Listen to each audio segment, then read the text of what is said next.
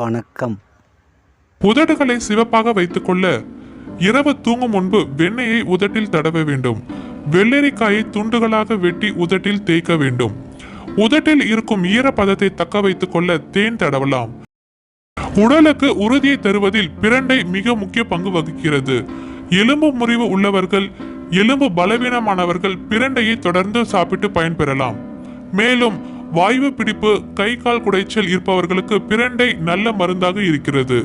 விளக்கெண்ணெயில் மஞ்சள் தூளை குழைத்து காலில் உள்ள வெடிப்புகளில் பூசி வந்தால் விரைவில் பாத வெடிப்புகள் மறைந்துவிடும்.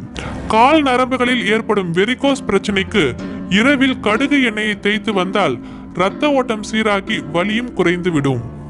உடல் எடையை குறைக்க நினைப்பவர்கள் இரவு முழுவதும் ஓட்ஸை தண்ணீரில் ஊற வைத்து காலையில் சாப்பிடலாம்.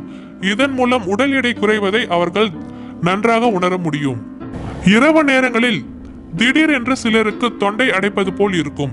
வறட்டு இருமல் தொல்லை செய்யும். அப்பொழுது உடனடியாக பாலை சூடு செய்து சிறிது மஞ்சள் பொடி கலந்து குடித்து விட்டால் போதும். மஞ்சளில் உள்ள ஆன்டி பாக்டீரியா தொண்டை அழற்சியை உடனடியாக குணப்படுத்திவிடும்.